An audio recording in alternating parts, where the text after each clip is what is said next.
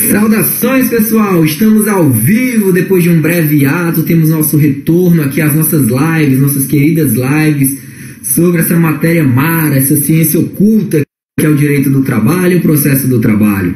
E aí, pessoal, vamos entrando aí, vamos chegando. Opa, a procuradora, pessoal, boa noite. Vamos começar. Como é que você tá? Tá mais calma? Acenar para você. Então vamos lá, vamos com calma. Esperando vocês se acomodarem aí, vamos entrando. E perguntar aqui um pouco para vocês como é que estão as provas, como é que foram lá. Como é que foram de prova, como é que foram, quem fez PGE São Paulo, quem fez TRT2, quem fez TRT15, porque aos pouquinhos aqui a gente vai conectando as matérias. Procuradora, tudo bom? Essa aí merece passar, viu? Então assim, vamos lá, né? Vamos devagarzinho conversando sobre os concursos, porque tem muita prova aí, tem muita coisa pra gente, né? A vida é boa, a gente tem que saber usar aquilo que a gente tem a nosso favor. E aí as armas de vocês para esses concursos estão sempre aparecendo. A gente tem hoje muitas ferramentas e estamos aqui trabalhando para conseguir chegar perto da aprovação de vocês. Lembrando sempre aí que o direito do trabalho, o processo do trabalho, a aprovação do PGE, grandes parceiros, eles são matérias muito importantes, porque seja no concurso de procuradoria, seja no concurso de TRT, são matérias que vocês conseguem pontuar aí. PGE São Paulo tá aí, ô Paulinha? A PGE São Paulo tá aí para provar para todo mundo como realmente o direito do trabalho é uma matéria que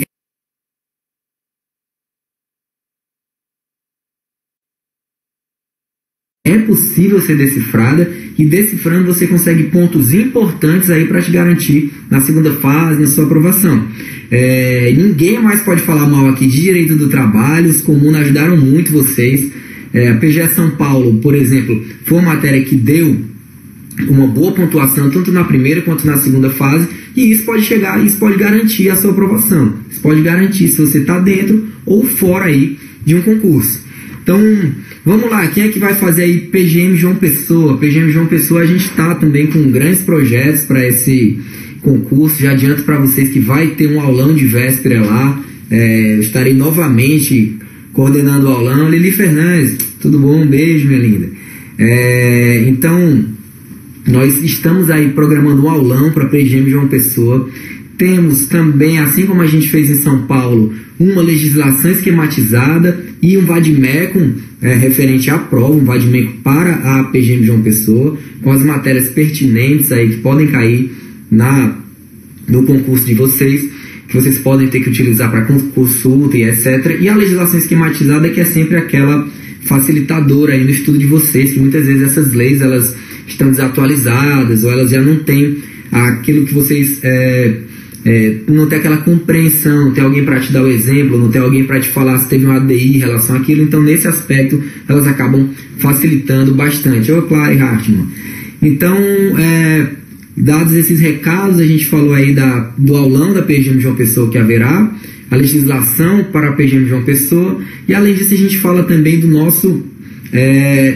do nosso projeto aqui em relação ao direito do trabalho, o processo do trabalho. Em breve a gente estará com um site, com aulas grátis. Vamos continuar com o projeto de lives aqui e disponibilizando material gratuito para vocês.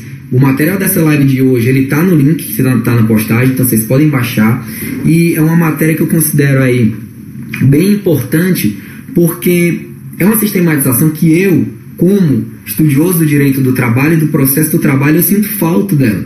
Por quê? Porque muita gente vem me perguntar das súmulas que tem, das súmulas que existiam, das OJs que existiam e as alterações que elas sofreram aí pela reforma trabalhista. Lembrando que a reforma trabalhista, essa alteração mara aí no nosso ordenamento jurídico, ela alterou mais de 100 artigos da CLT e muitos posicionamentos que eram consagrados jurisprudencialmente, ou seja, o TST vinha firmando a jurisprudência dele, cristalizando determinados entendimentos, e aí o legislador veio, opa, Eduardinho, boa noite, o legislador veio e modificou esses entendimentos. Então muitas vezes você pode ver que a matéria da reforma trabalhista ela é diametralmente oposta àquilo que estava previsto em súmula. E é isso que eu quero trabalhar com vocês, é isso que eu quero mostrar para vocês hoje, a importância.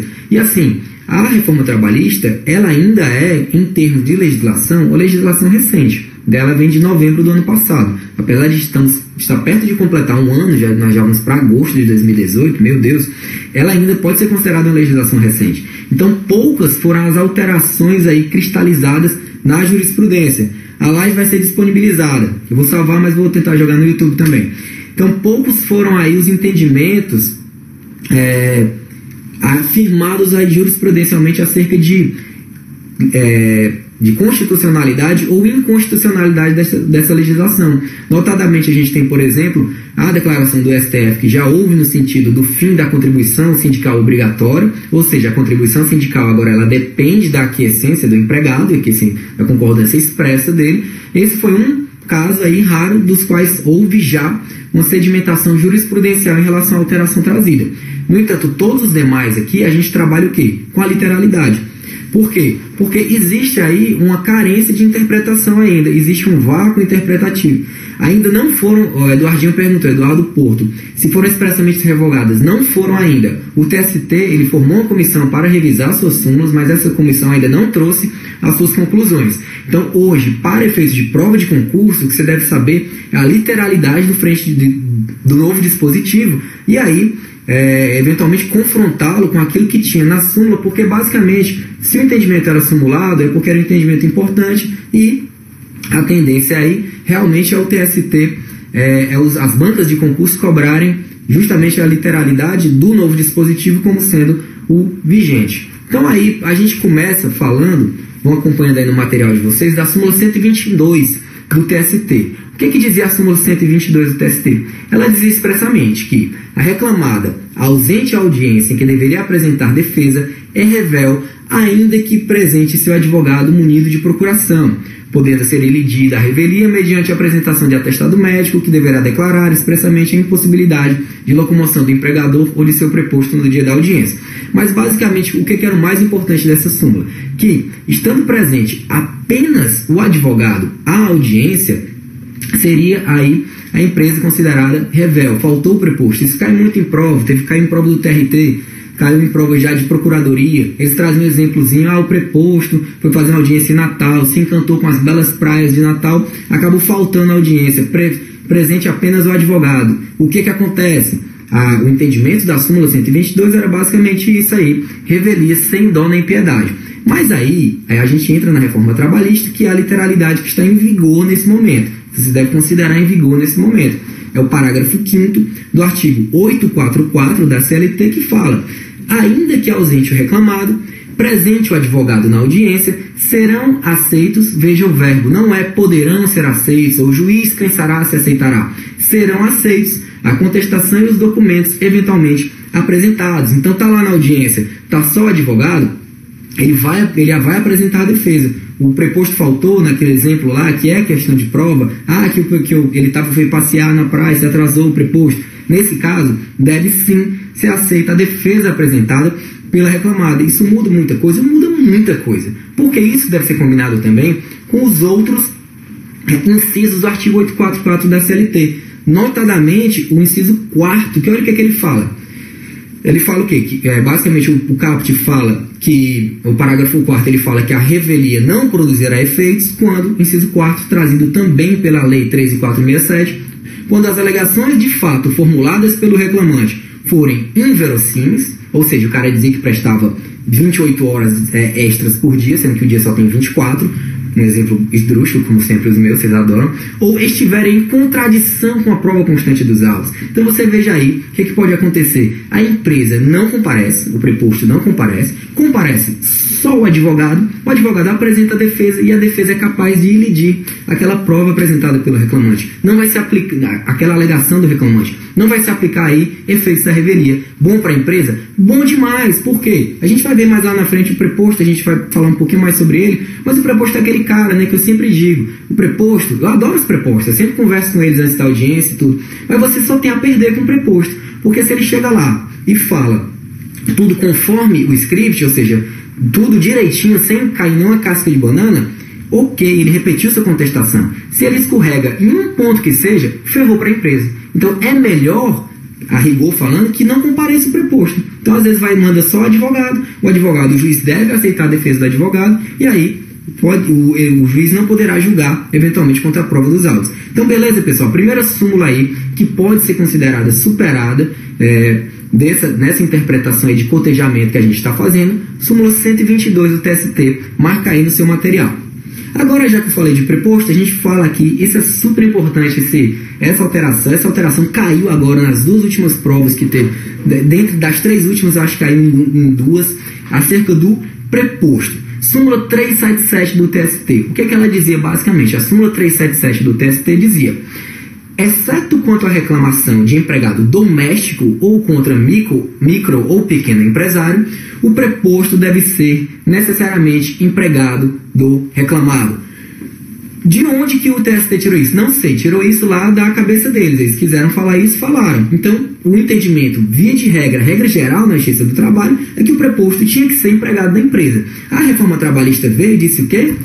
Não, meu amigo, o preposto pode ser quem quiser, pode ser qualquer um, não precisa ser empregado da empresa. É mesmo, Felipe? Onde é que tem isso? Artigo 843, parágrafo 3º, que fala: o preposto a que se refere o parágrafo 1º, que é justamente aquele preposto que é quem vai representar o empregador na audiência, não precisa ser empregado da parte reclamada. Então, frontalmente, ele vai e contraria a súmula 377 do TST. Então, a súmula 377 do TST, você manda ela aí para o espaço, porque essa 377 do TST, ela pode ser considerada superada em relação ao 843, parágrafo 3º da CLT, trazido com a nossa querida reforma trabalhista mara aí. Sempre eu trago aí qual é a problematização. A problematização que a gente sempre traz, isso aqui é bom para vocês focarem, é o quê? É o preposto profissional. Você chega no escritório, você agora vai contratar um advogado, aí o escritório vai te dizer assim: aqui ó, você leva o advogado, mas você leva um preposto também. É igual o McLanche Feliz, vai de brinde. Por quê? Porque você pode, inclusive, contratar um advogado para ser seu preposto. O que é infração disciplinar é o advogado ser advogado e preposto ao mesmo tempo.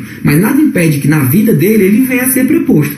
Então, nesse caso, é muito melhor ter um cara traquejado aí, o cara que conhece do riscado, já participou de mais de 1000 audiências, que vai lá, ele não vai escorregar na casca de banana. O cara formado em direito, o cara um advogado, ele vai sentar lá e vai falar bonitinho. Então o risco de ter aquele preposto raiz empregado da empresa agora diminuiu muito. Você pode muito bem pegar qualquer um que seja aí do lado de fora. Então isso pode prejudicar a atuação aí na Justiça do Trabalho, na busca pela verdade real. Mas é isso, 843, parágrafo 3º, guarde para você. O preposto não precisa mais ser empregado da empresa. Agora, a alteração que eu considero a alteração por excelência aqui da reforma trabalhista, porque ela me traduz muito a tônica em relação à reforma trabalhista, que é a questão dos honorários advocatícios. Porque, como a gente sabe, honorários advocatícios, eles estavam consagrados aí na súmula 219 do TST. A súmula 219 dizia que na Justiça do Trabalho, a condenação em honorários advocatícios não decorre da mera sucumbência, beleza? Ela não decorre aí da mera sucumbência. Ela tinha que ter a combinação de 2 fatores, que era o quê? Era que o reclamante estivesse assistido pelo advogado do sindicato, né, o sindicato da categoria profissional, e que ele fosse beneficiário da justiça gratuita. Então só havia a condenação em honorários nesse caso, súmula 219 do TST. Qual foi agora a alteração que veio com a reforma trabalhista? O artigo 791A da CLT, que fala exatamente o oposto. O que ele vai e fala? Ao advogado, ainda que atue em causa própria, guarde esse ainda que atue em causa própria, porque eles mudam isso no enunciado e cobram. Serão devidos honorários de sucumbência, ou seja, sempre vai ter, fixados entre o mínimo de 5% e o máximo de 15%. Sobre o valor que resultar da liquidação da sentença, do proveito econômico obtido ou, não sendo possível mensurá-lo, sobre o valor atualizado da causa. É isso, galera. Então, agora, honorários sucumbenciais passaram aí de exceção a regra. Honorários advocatícios agora são regra no processo do trabalho, aplicados aí no patamar de 5% a 15%. Um parêntese só, que eles ficaram levemente, os seus valores levemente mais baixos do que aqueles do processo civil, que são de 10% a 20%. Eu estava conversando com um amigo meu, ele falou: olha, irmão, o cara não recebia nada, agora ele está recebendo de 5 a 15%, está reclamando. Sob essa ótica, eu considero que não deveria ter havido essa diferenciação. Mas, como dizem por aí, para quem não tem nada, metade é o dobro, né? Então o cara não recebia nada. Agora está recebendo entre 5 e 15, tá bom. E aí, onde eu queria vir falar aqui de honorários advocatícios no processo do trabalho e por que eu acho que isso tem muito da tônica da CLT, dessa suposta nova CLT fundada com a reforma trabalhista.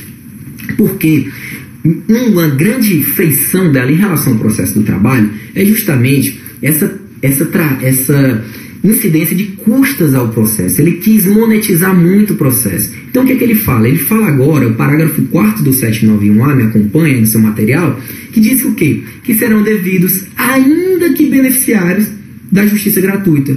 Ou seja, o cara ajuizou reclamação trabalhista, vamos supor.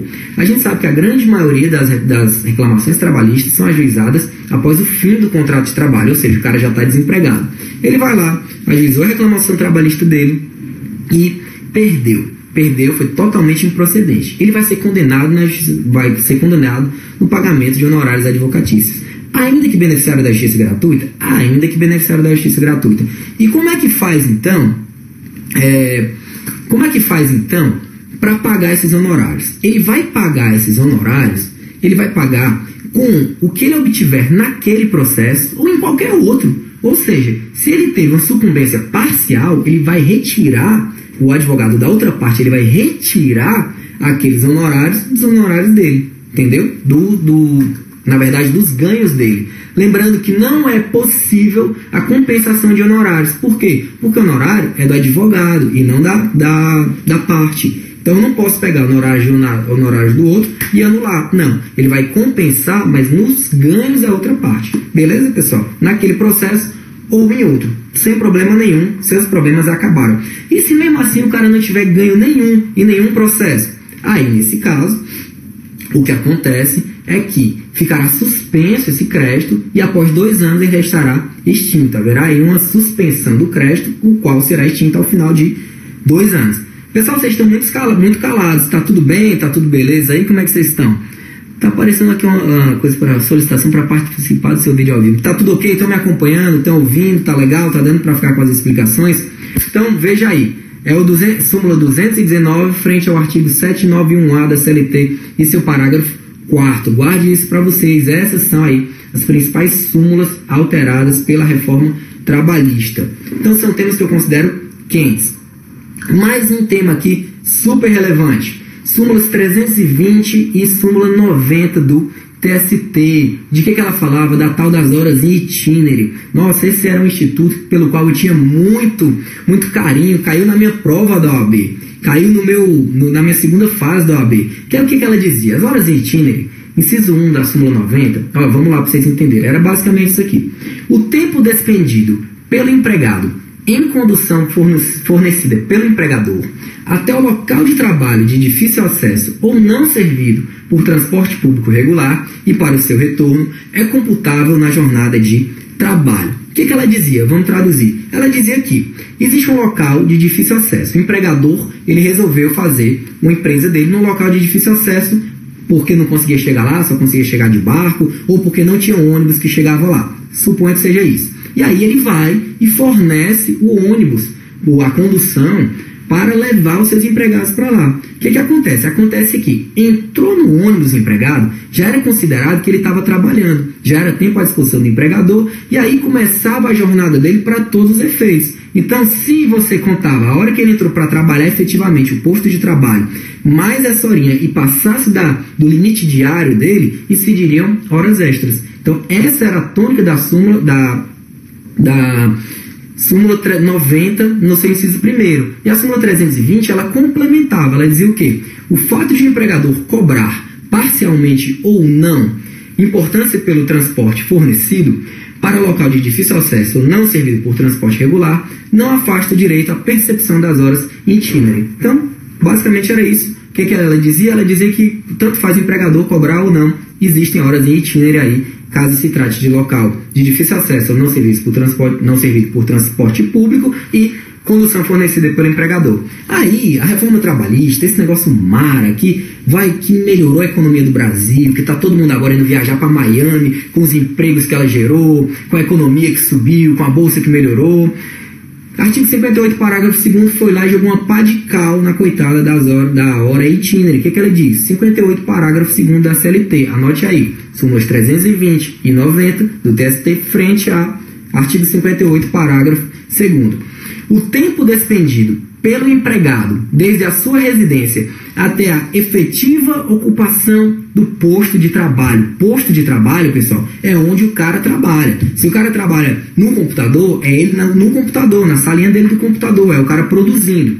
E para o seu retorno, caminhando ou por qualquer meio de transporte, inclusive fornecido pelo empregador, não será computado na jornada de trabalho, por não ser tempo à disposição do empregador. Então você veja aí que a reforma trabalhista, o legislador, ele foi bem claro para dizer assim, ó pessoal, aquelas horas em itinerário que existiam lá, não existem mais. Falou, foi bom, adeus, acabou. Agora não importa mais se o empregador vai fornecer a condução ou não. Esse transporte não é tempo de trabalho. Esse transporte não é efetiva prestação de serviço. Se não é efetiva prestação de serviço, não vai receber nada por aquelas horas. Beleza, pessoal? Então as horas em itinerário aí, rest in peace, né? Era um instituto muito legal, muito bom aí para o trabalhador, mas agora, efetivamente, se demora muito para ele chegar no local de trabalho, ele vai ter que arcar com aquilo realmente. Não vai mais ter essa colher de chá por parte aí do direito laboral. Pelo menos até que os tribunais digam o contrário. Vamos lá, agora vamos lá, seguindo em frente, dentro daquela tônica que eu falei do processo do trabalho, eu estou tentando combinar aqui institutos de direito do trabalho, de processo do trabalho, para vocês verem aí como essa comparação, como houve uma modificação sistemática, ou seja, tanto na parte adjetiva, do direito adjetivo, quanto do direito material. Vamos lá. Súmula 457 do TST. Ela trata o quê? Ela tratava dos honorários periciais e a justiça gratuita. Ela dizia o quê? A União é responsável pelo pagamento dos honorários de perito quando a parte sucumbente no objeto da perícia for beneficiária da assistência judiciária gratuita. Ou seja, justiça gratuita, quem pagava os honorários periciais era a União. Agora vamos só fazer um disclaimer aqui para falar sobre esses honorários periciais e como é que funcionava isso. Vamos lá. O responsável pelos honorários periciais ali, quando você vai, por exemplo, fazer alguma... Você entra com ação, reclamação trabalhista, e pede, por exemplo, o adicional de insalubridade ou adicional de periculosidade, que são aquelas chamadas provas tarifadas, né? Aquelas provas que precisam da produção dessa prova técnica. Quem é que vai produzir essa prova técnica? É o advogado? É a parte? É o juiz? Não. O juiz chama um cara que é o perito. Aí o juiz chama esse perito e diz, ó, seu perito, por favor, vá lá no local de trabalho do cara e analise para mim se tem periculosidade mesmo. Ah, beleza, vou lá. O que acontecia aqui? Se o cara era beneficiário da justiça gratuita e ela fosse parte sucumbente no objeto da perícia, quem pagava era a União, ou seja, ali no caso o TRT pagava, né? A pessoa jurídica é a União, mas aí ficava a cargo da justiça, né? Como se falava. O que a reforma trabalhista veio e mudou? Ela alterou o artigo 790b e disse o quê? A responsabilidade pelo pagamento dos honorários periciais é da parte sucumbente na pretensão objeto da perícia, ainda que beneficiário da justiça gratuita. Aquele cara que ganha menos de até 40% do teto da RGPS, aquele cara que não tem como litigar sem prejuízo do seu sustento da sua família, esse cara ele vai ter que pagar a perícia se ele for sucumbente na pretensão objeto da perícia. Mas vamos lá, e como é que essa história de sucumbente na pretensão objeto da perícia? Vamos lá, vamos só retroceder mais uma vez. É o quê? O cara ajuizou a reclamação, ele pediu para pagar adicional de insalubridade para ele. A perícia foi positiva, vamos dizer, ela disse, existe insalubridade. Mas o juiz foi e depois disse que era negativa. O juiz foi e julgou improcedente o pedido. Então, nesse caso, quem foi sucumbente na pretensão objeto da perícia foi esse cara que pediu a insalubridade. Apesar do laudo ter sido positivo, o pedido foi improcedente. Então, nesse caso, quem vai pagar é ele. Beleza? Então, quem paga não é quem perdeu na perícia, é quem perdeu no objeto referente à perícia. Então, não é se a perícia foi positiva ou negativa, é se o pedido relativo à perícia foi procedente ou improcedente. Beleza? Detalhezinho legal para vocês saberem. E aí, nunca mais a União vai pagar? Ufa, opa! Não é assim. parágrafo 4º, ele faz uma ressalvinha. Somente no caso em que o beneficiário da justiça gratuita não tenha obtido em juízo créditos capazes de suportar a despesa referida no caput, ou seja, se o cara for beneficiário da justiça gratuita e não ganhou nada naquele processo ou em outro, porque depois fala ainda que em outro, a União responderá pelo encargo. Então, nesse caso, você vê que os encargos passam para a União, o pagamento da perícia vai ser da União, só se o cara for beneficiário da justiça gratuita, não obtiver ganhos naquele processo e não obtiver ganhos em outro processo. O cara estava liso mesmo, né? Não tinha dinheiro para pagar nada, aí nesse caso fica a cargo da União. Beleza, pessoal? Estão acompanhando? Tá legal? Então aqui vocês veem aí que muitas vezes a reforma trabalhista ela se apresentou muito mais como uma reação legislativa a entendimentos jurisprudencialmente firmados. Eles modificaram, eles vieram aí para confrontar aquele entendimento que estava firmado em esfera jurisprudencial. O que vai ser no futuro? Só Deus dirá. Mas até o momento aqui, fique, como eu venho dizendo sempre, com a literalidade do dispositivo.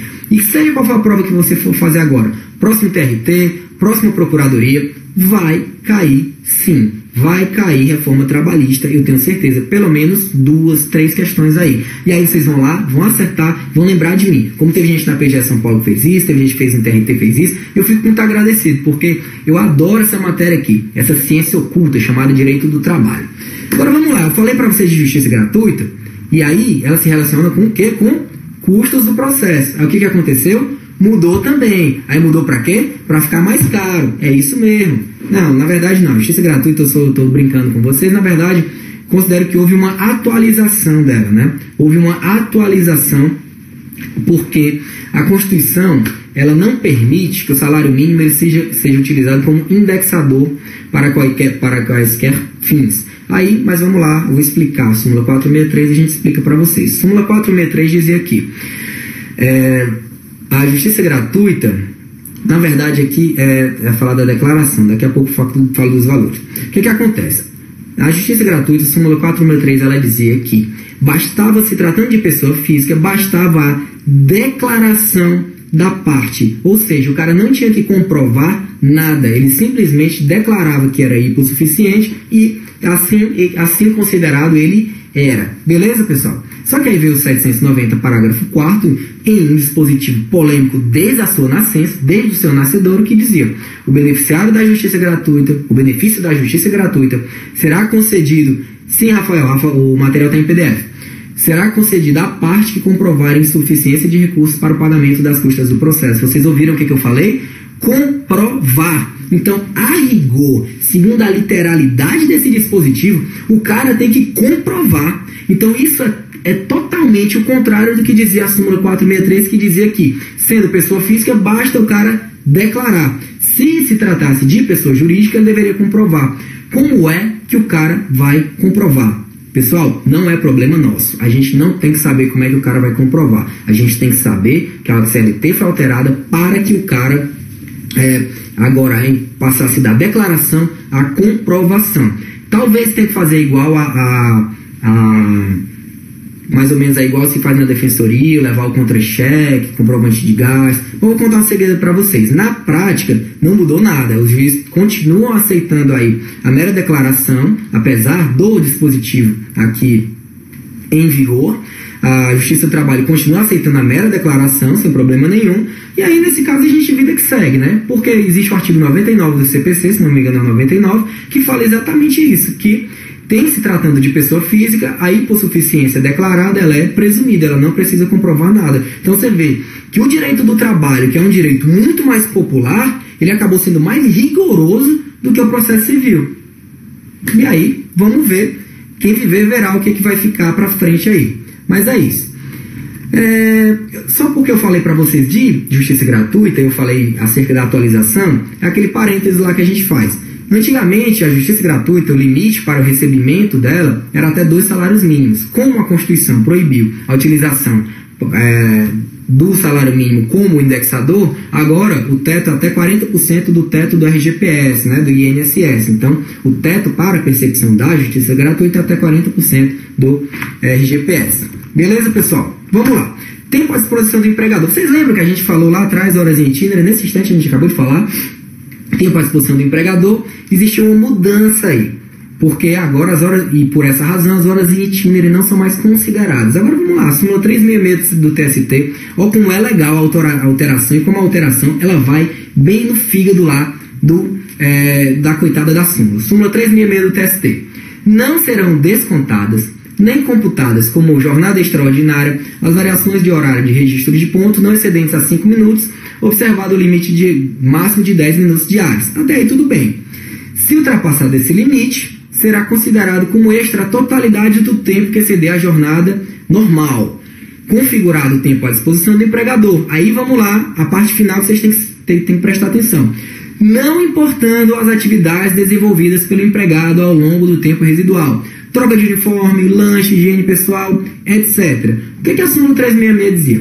Ela dizia que se o cara estava trabalhando lá e ele estava dentro da empresa, se ele estava lá mexendo no Facebook, se ele estava lá jogando jogo de videogame, pouco importa isso não importa. Aquilo era tempo à disposição do empregador, porque a rigor, se o empregador pedisse para ele fazer alguma coisa ali, ele deveria fazer, ou se não fizesse, seria considerado aí um ato de insubordinação da parte dele. Então assim, o que o empregador dizia? O cara fica aqui na minha empresa, fica fazendo serão para ganhar hora extra e tal, não importa o que ele está fazendo. Aí o legislador disse, não se preocupe, amigo empregador, vamos mudar esse negócio aqui, vamos botar moral na casa. Aí veio, trouxe o parágrafo 2º do artigo 4º, que eu vou ler para vocês aqui. E olha como ele confronta de cara essa súmula que eu acabei de ler para vocês.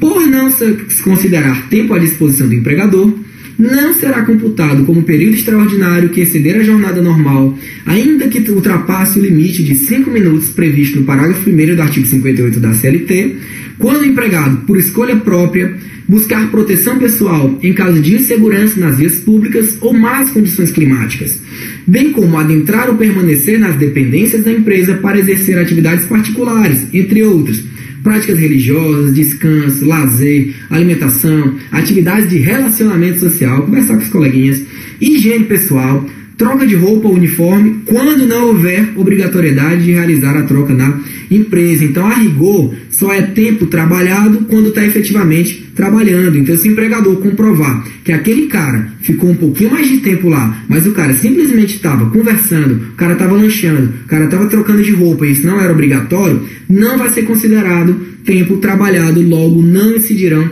horas extras sobre esse aspecto. Beleza, pessoal? Então vocês veem como o legislador, ele não deu ponto sem nó. Quando ele disse alguma coisa, ele disse para alterar algo que estava previamente estabelecido, algo aí que era considerado muito benevolente para com os empregados. Então ele veio e trouxe essas alterações maravilhosas aqui que nós vemos, e essa é a nova cara da CLT. Nessa toada, a gente fala aqui da súmula 429, que dizia: considera-se à disposição do empregador, na forma do artigo 4º da CLT, o tempo necessário ao deslocamento do trabalhador entre a portaria da empresa e o local de trabalho, desde que supere os 10 minutos diários, aquele limite de 10 minutos diários. Aí, 58, parágrafo 2º de novo, só é tempo trabalhado quando está efetivamente ocupando o posto de trabalho. Então, se o cara trabalha num parque industrial e entre a entrada da portaria e o posto de trabalho dele, ele demora meia hora,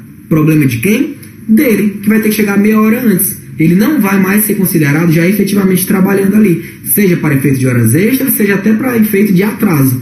Ele aí não estará ocupando o posto de trabalho dele. Então veja a consequência que isso pode ter. Se o cara às vezes chegava, eu tenho que me programar para chegar na minha empresa aí, e eu levo meia hora para chegar no meu posto de trabalho. Mas aí o tempo que eu levo para chegar é o tempo para chegar na portaria. Agora não, vai ser o tempo para ele chegar no posto de trabalho. E se demorava esse tempo todo que eu falei? Problema dele, acorda mais cedo, né?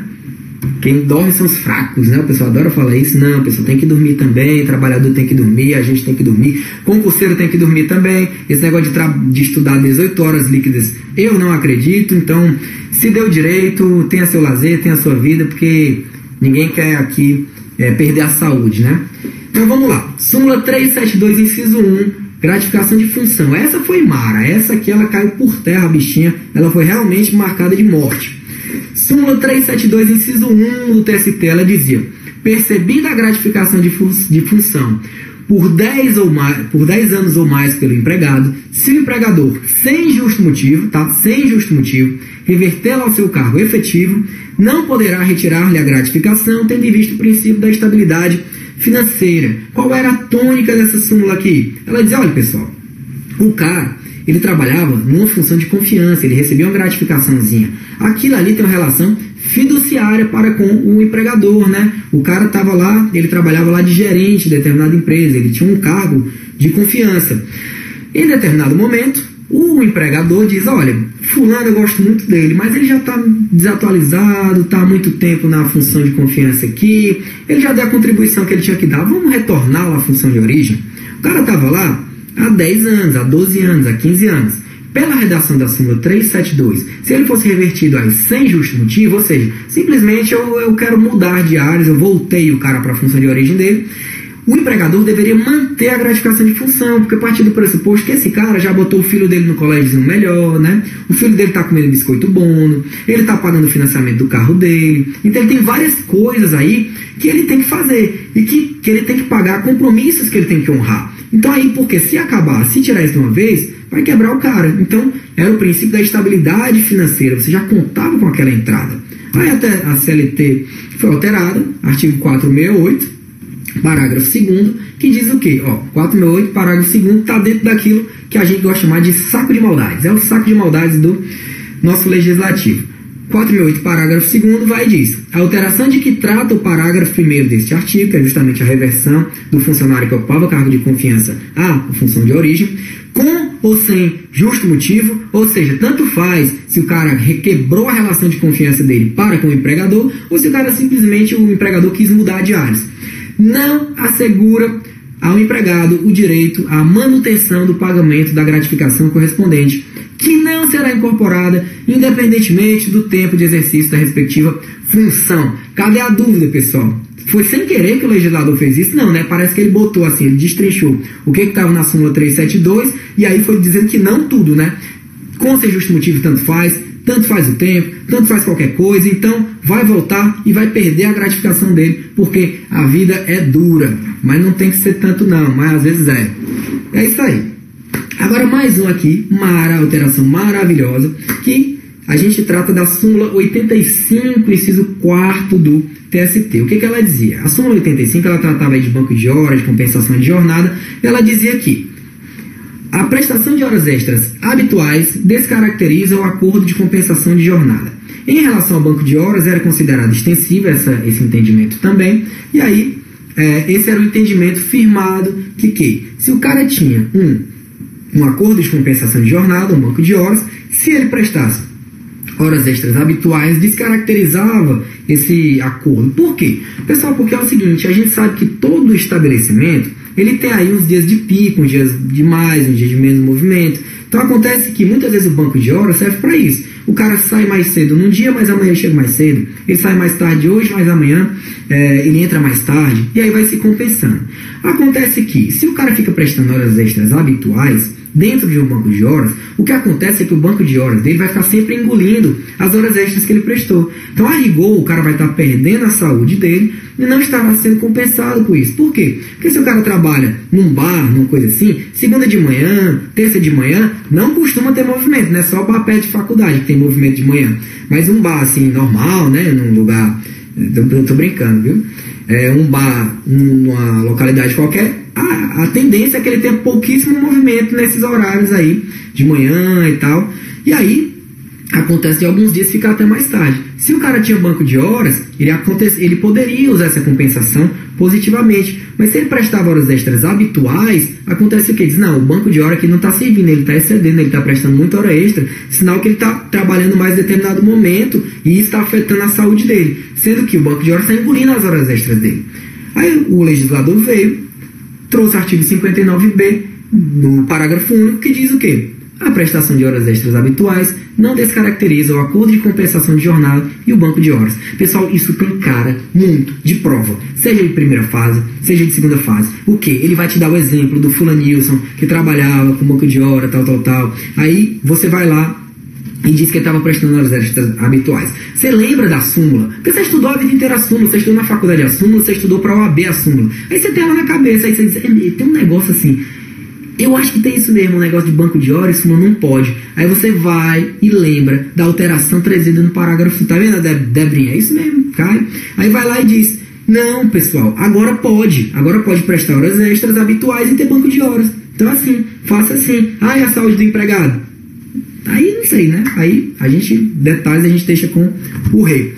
Então é isso, pessoal. Hoje, esse estudo que a gente fez, rapidinho aqui, de 40 minutos com vocês, foi uma sistematização que eu tinha muita vontade de fazer, que era essa compilação das principais súmulas afetadas pela reforma trabalhista, porque eu acho que elas serão muito cobradas, porque muitas vezes isso pega na memória do aluno, que ele lembra de ter alguma coisa assim, e aí ele acaba marcando errado, porque ele lembra do errado, entendeu?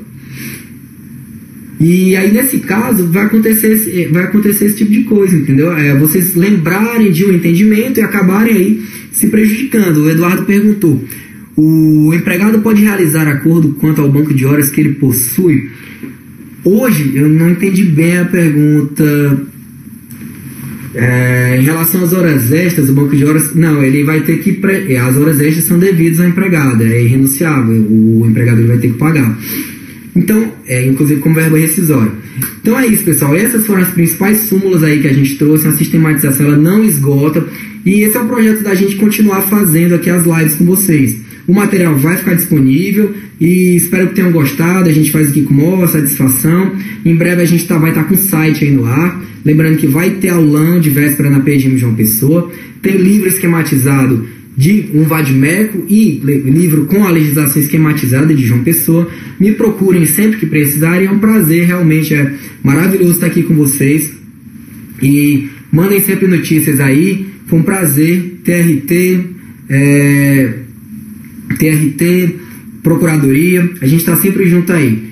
Valeu, galera, grande abraço aí, seguimos juntos.